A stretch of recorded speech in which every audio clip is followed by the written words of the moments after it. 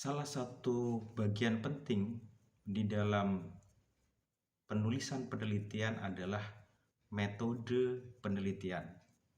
Metode penelitian ini terkait dengan langkah-langkah yang kita gunakan di dalam mengumpulkan data, menganalisis data, sampai kemudian memverifikasi dan menemukan hasil temuan. Tentu saja serangkaian kegiatan ini harus dilakukan secara objektif. Maka di dalam penulisan metode penelitian menggunakan kaidah-kaidah yang harus kita patuhi. Nah, di sini dalam penulisan metode penelitian itu harus mencantumkan beberapa hal. Yang pertama yang harus ditulis di dalam metode penelitian adalah jenis penelitian. Penelitian yang kita lakukan itu jenis penelitiannya apa? Apakah itu penelitian kualitatif?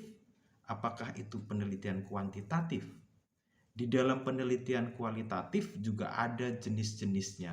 Apakah kita penelitian tindakan kelas misalnya? Apakah kita penelitian deskriptif? Apakah penelitian kita itu content analysis? Dan sebagainya. Begitu juga di dalam penelitian kuantitatif.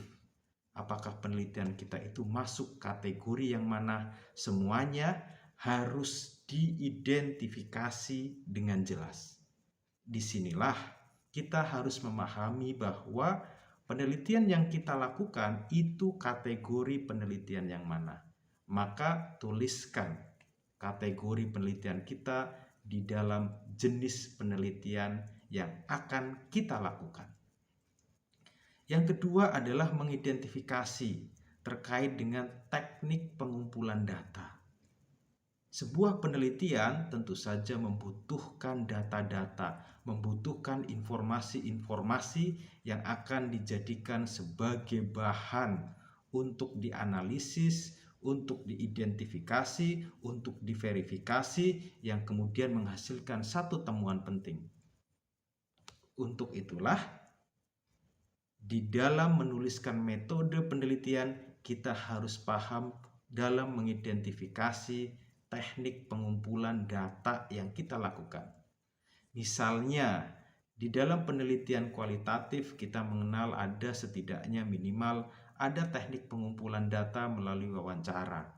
Artinya, pengumpulan data kita lakukan terhadap responden informal melalui kegiatan-kegiatan wawancara, baik wawancara secara langsung maupun tidak langsung. Atau juga kita bisa melakukan pengumpulan data melalui observasi, yaitu mengamati dengan seksama kejadian-kejadian, peristiwa-peristiwa yang menjadi sumber penelitian kita. Misalnya, kegiatan pembelajaran, aktivitas belajar, kegiatan pembiasaan, semuanya kita amati dalam konteks untuk mendapatkan informasi di dalam penelitian kita.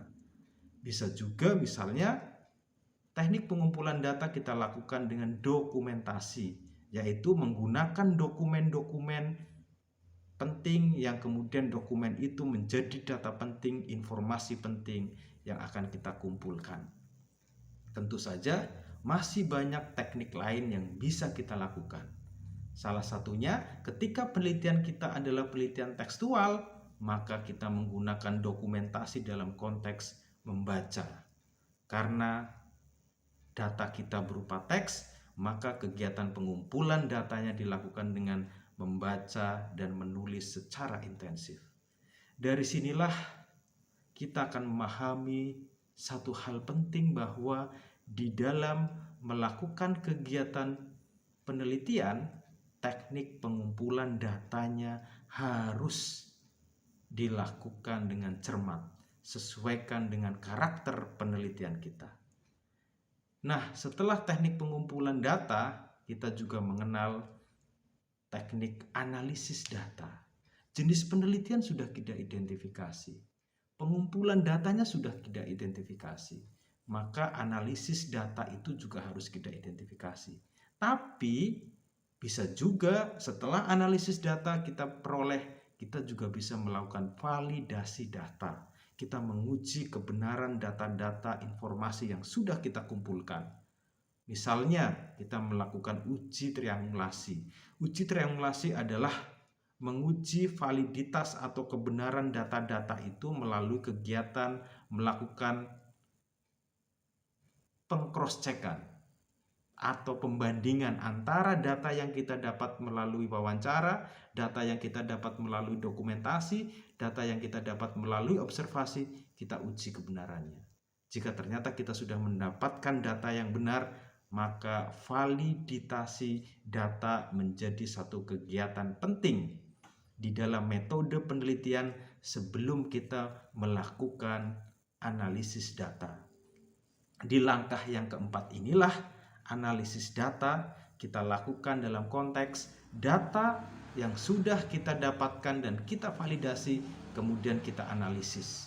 Analisis ini terkait dengan kegiatan mengidentifikasi, mengkategorisasi, menganalisis, sampai kemudian memverifikasi data-data sehingga kita menemukan satu temuan penting di dalam hasil penelitian kita.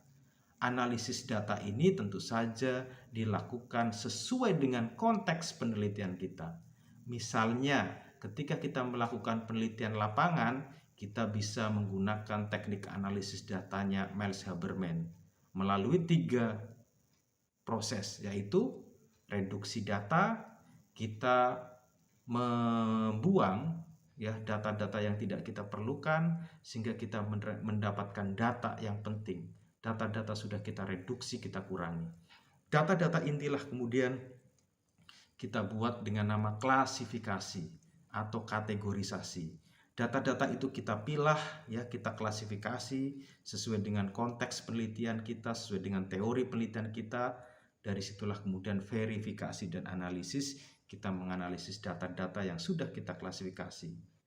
Atau bisa juga ketika penelitian kita mencakup penelitian tekstual, maka kita menggunakan analisis isi atau konten analisis, di mana informasi-informasi yang kita dapat melalui teks, kita analisis berdasarkan konteks teori-teori tertentu. Nah, melalui kegiatan setidaknya 4 inilah metode penelitian bisa kita rumuskan, di mana metode penelitian mencakup tentang jenis penelitian yang kita lakukan, teknik pengumpulan data yang kita gunakan, validasi data yang kita lakukan, sampai kemudian melakukan analisis data. Dari sinilah melalui rangkaian kegiatan inilah maka metode penelitian bisa dituliskan di dalam penelitian.